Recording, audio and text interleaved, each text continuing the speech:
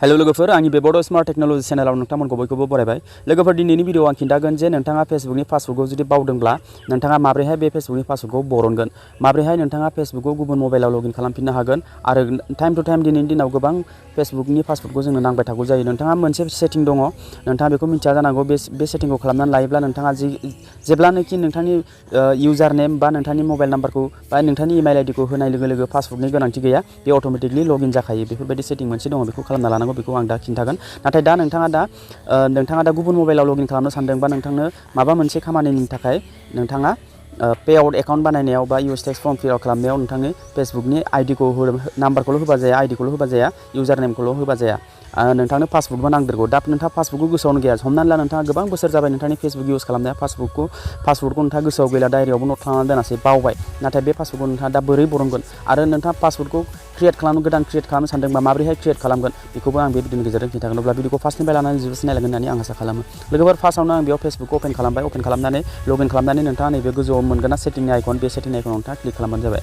बे सेटिंनि आइकनाव क्लिक खालामनानै नोंथाङा बेयाव दङ एकाउन्ट सेन्टारनि गाहायाव दङ पार्सनेल डिटेल्स, ओमफ्राय पार्सनेल डिटेल्सनि गाहायाव दङ password and security. Okay, password and सिकिउरिटियाव नोंथाङा क्लिक खालामदो। बेयाव क्लिक खालामनाय लोगो लोगो बेफोरबायदि फैगोन। ओमफ्राय बेफोरबायदि फैनानै ओमफ्राय आरो गाहायाव मोनसे मोनबावगोन एकाउन्ट सेटिंस, बेयाव दङ पासवर्ड एन्ड सिकिउरिटि, बेयाव नोंथाङा क्लिक खालामदो।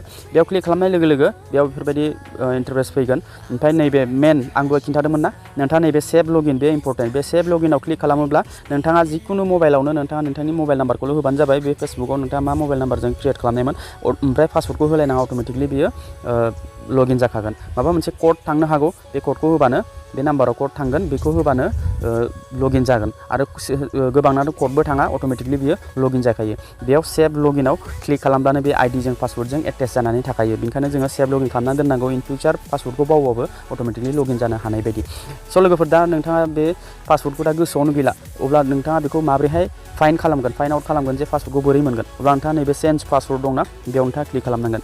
बेयाव क्लिक खालामनाय लोगो लोगो बेफोरबायदि इन्टारेस्ट फैगोन, जेरावनोखि नोंथांनि फेसबुकनि नाम ओमफ्राय गाहायाव माखासे नोंथाङा बे फेसबुकाव बबे इन्स्टाग्रामनि लिंकखौ मेनसन खालामदों, बे गासिबो सो जाजोबगोन। नाथाय आं दा फेसबुकनि पासवर्डखौसो नांगौ, नङा होमबा? स' फेसबुकाव आंनि नामाव क्लिक खालामगोन। बेयाव क्लिक खालामनाय लोगो लोगो बेफोरबायदि इन्टारेस्ट फैगोन, चेन्ज पासवर्ड। दा कारेन्ट पासवर्डखौ नोंथाङा गोसोआवनो गैला, दा माखौ होगोन, दा चेन्जबो खालामनो हाया आरो नोंथाङा लगइनबो खालामनो हाया जानानै दं। स' लोगोफोर, दा बेयाव मा समाव बेसे गोबावाव नोंथाङा बे पासवर्डखौ आपडेट खालामदोंमोन, बेयाव स' जागोन। ओमफ्राय दा कारेन्ट पासवर्डखौनो गोसोआव गैया, दा गोदान क्रिएट खालामनो हाया। स' लोगोफोर, जोंना अपसना मोनसेल', फरगट इयर पासवर्डआव नोंथाङा क्लिक खालामनांगोन।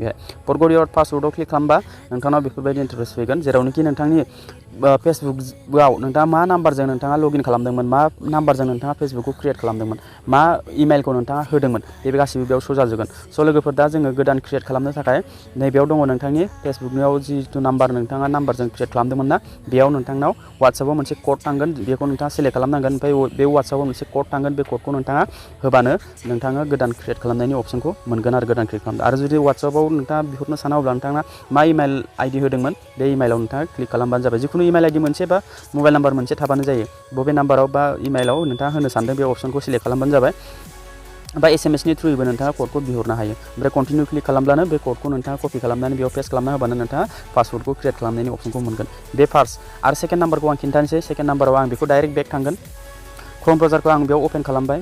अपेन खालामनानै नोंथाङा क्रम ब्राउजाराव बबे इमेल आइडिखौ नोंथाङा फेसबुकाव होदोंमोन, बबे इमेल आइडिजों नोंथाङा फेसबुकखौ क्रिएट खालामदोंमोन, मबाइल नाम्बारजों लोगोसे इमेल आइडिखौथ' होनांगौ नालाय। स' लोगोफोर, इमेल आइडिखौ नोंथाङा बेयाव सेलेक्ट खालामब्लानो जाबाय।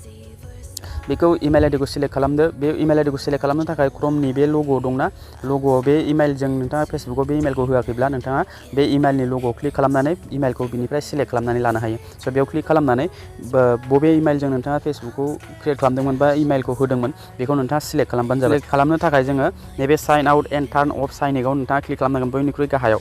बेयाव क्लिक खालामनाय लोगो लोगो नैबेयाव कन्टिनिउ दङ, बे कन्टिनिउआव क्लिक खालामब्लानो बेयाव गोदान इमेल अपसना बेयाव फैगोन।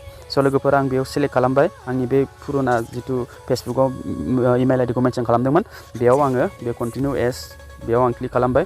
बेयाव क्लिक खालामनाय लोगो लोगो येस आइ मिनाव क्लिक खालामदो। बेनिफ्राय नैबेयाव टिक मार्क होनानै कन्टिनिउ नोंथाङा क्लिक खालामदो। बेयाव क्लिक खालामनाय लोगो लोगो बे गुगोलाव बे इमेला लगइन जाबाय ओमफ्राय दानाबा लगइन जानाय लोगो लोगोनो बे पासवर्ड मेनेजार ओंखारबाय बेयाव बे पासवर्ड मेनेजाराव नोंथाङा क्लिक खालामना होबानो जाबाय बे पासवर्ड मेनेजाराव क्लिक खालामनानै नोंथाङा बेयाव गासैबो बबे एप्लिकेशनाव बे इमेल आइडिजों मा एप्लिकेशनाव लगइन जादोंमोन बबे साइटआव नोंथाङा पासवर्डजों क्रिएट खालामनानै बबे इमेलजों नोंथाङा पासवर्डखौ होदोंमोन बेफोर गासैबो बेयाव श' जाजोबगोन नोंथांनि इमेलनि पासवर्डखौबो नोंथाङा जुदि बावनानै दङब्ला नोंथाङा बेयाव सिलेक्ट खालामनानै बेखौ थुनानै नोंथाङा पासवर्डखौ नायनो हागोन दा आंनो फेसबुकखौ नांगौ स' आं बेयाव फेसबुकखौ थुबानो जाबाय आं फेसबुकाव बेयाव क्लिक खालामबाय फेसबुकाव क्लिक खालामनानै नोंथाङा स्क्रिन लक खालामना दोनदोंबा स्क्रिन लकखौ खेवदो खेवनाय लोगो लोगो नोंथांनि गासिबो फेसबुक इउजार आइडिया बेयाव फैजोबगोन इउजार नेमा ओमफ्राय नोंथाङा नैबे मेगननि आइकन दंना बेयाव नोंथाङा क्लिक खालामनानै नोंथाङा नोंथांनि पासवर्डखौ बिनिफ्रायनो नायनो हागोन नोंथांनि पासवर्डआ बेयाव श' जागोन आरो नोंथांनि बे फेसबुकनि पासवर्डआ बिनिफ्राय नोंथाङा बेखौ कपि बा नोंथाङा बेखौ मोनसे डायरियाव नट डाउन खालामनानै दोननो हागोन आरो नोंथाङा गोसोबायदि गुबुन मबाइलावबो नोंखौ लगइन खालामनो हागोन आरो अके बेफोरबायदिनो नोंथाङा गोमानाय पासवर्डखौ बा बावनाय पासवर्डखौ बेफोरबायदिनो चेक आउट खालामनानै लानो हायो बे ट्रिकखौ नोंथाङा माबायदि मोनदों भिडिअखौ मोजां मोनदोंबा लाइक खालामदो लोगोफोर आरो चेनेलखौबो साबस्क्राइब खालामनानै होदो I wanna know why they hold me back. Need a miracle to break me through.